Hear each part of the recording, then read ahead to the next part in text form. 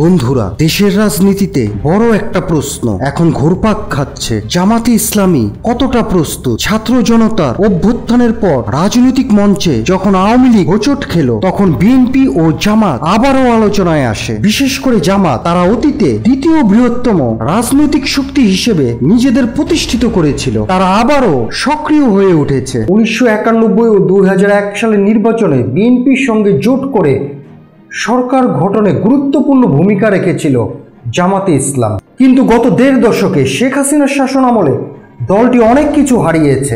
নেতাকর্মীদের জেল, জুলুম, গুম, এমনকি মৃত্যুদণ্ড পর্যন্ত সহ্য করেছে। দলের প্রথম সারির 5 জন নেতার ফাঁসি এবং আরো একজনের কারাগারে মৃত্যু নেতৃত্বে একটা শূন্যতা তৈরি করেছিল। তবে এই শূন্যতার ফাঁকেই উঠে এসেছে নতুন নেতৃত্বের সম্ভাবনা। সবচেয়ে আশ্চর্যের বিষয় হলো, নিপীড়নের মুখেও দলটির সাংগঠনিক কাঠামো ধ্বংস হয়নি, বরং বিভিন্ন সূত্রে জানা যায় নারীদের মধ্যে জামাতের প্রভাব বেড়েছে। তাদের নারী নেত্রীরা এখন বিদেশি কূটনীতিকদের সঙ্গে বৈঠকও করছেন। এমনকি বিশ্ববিদ্যালয়গুলোতেও ছাত্রী সংগঠনগুলো আরো সংগঠিত হচ্ছে। আর ছাত্র শিবির গোপনে হলেও শক্ত অবস্থানে রয়েছে। ছাত্র আন্দোলনে শিবিরের গোপন ভূমিকা স্পষ্ট হয়েছে। বিশেষ করে ঢাকা বিশ্ববিদ্যালয়ে আলী হাসান জুনায়েদ, রাফে সালমান রিফাত, সাদিক কায়েম, SM ফরহাদ, এই নামগুলো প্রমাণ করে যে আন্দোলনের পেছনে সুশৃঙ্খল চালনা অনেকটাই ইসলামী ছাত্র শক্তির মাধ্যমেই হয়েছে। আন্দোলনের সবচেয়ে গুরুত্বপূর্ণ দিক ছিল বিভিন্ন মতাদর্শ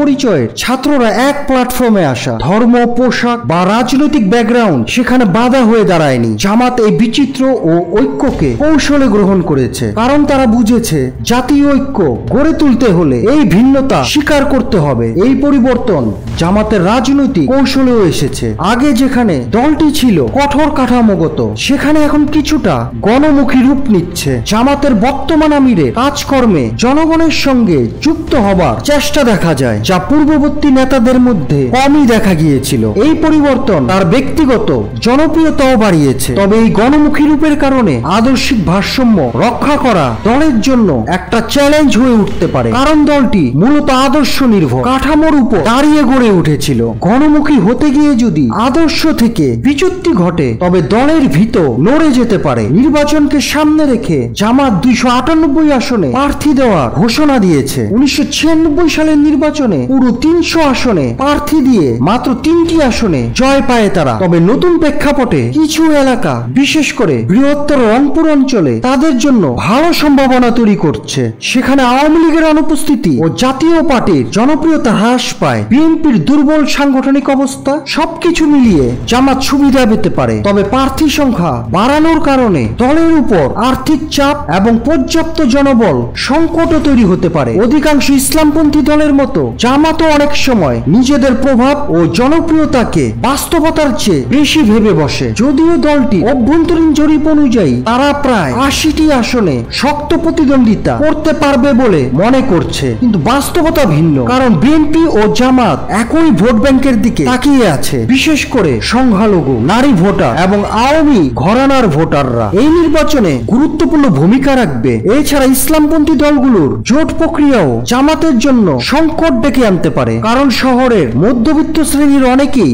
ইসলামপন্থী যে কোনো দলকে জামাতের প্রতিচ্ছবি মনে করে। বিশেষ করে নারীর অধিকার ও ইসলামী আইন সংক্রান্ত ইস্যুতে জামাতের সাবধান হতে হবে, কারণ এবারের নির্বাচনে নারীদের উপস্থিতি অতীতের যে কোনো সময়ের তুলনায় বেশি হতে পারে। ছাত্র জনতার অভ্যুত্থানেও নারীদের অংশগ্রহণ ছিল উল্লেখযোগ্য। ফলে এই জায়গাগুলোতে দলটির বক্তব্য, কৌশল ও অবস্থান সুস্পষ্ট না হলে সেটা বিপর্যয় ডেকে আনতে পারে। 71 সালের প্রসঙ্গ এবার হয়তো বড় ইস্যু হবে না, কারণ তরুণ প্রজন্মের একটা বড় অংশ শেখ হাসিনার মুক্তিযুদ্ধ ব্র্যান্ডিং নিয়ে বিরক্ত। তাছাড়া 71-এ সরাসরি সম্পৃক্ত জামাত নেতারা এখন আর বেঁচে নেই। বর্তমান নেতৃত্বে পুরোপুরি নতুন প্রজন্ম, কিন্তু 71-এর ইতিহাস জামাতের জন্য একটা রাজনৈতিক দুর্বলতা। সুতরাং নেতৃত্বের পরিচয় ও ঐতিহাসিক অবস্থান স্পষ্ট না করলে ভবিষ্যতে আবারও এই ইস্যু উঠে আসতে পারে। একটা বিষয় পরিষ্কার, দীর্ঘ দমনপীড়নের পর জামাতের নেতাকর্মীরা এখন আরো আবেগী, আরো প্রকাশ্যে। এই আবেগ রাজনৈতিক উপযোগিতার চেয়ে কখনো কখনো বিপদ ডেকে আনতে পারে, বিশেষ করে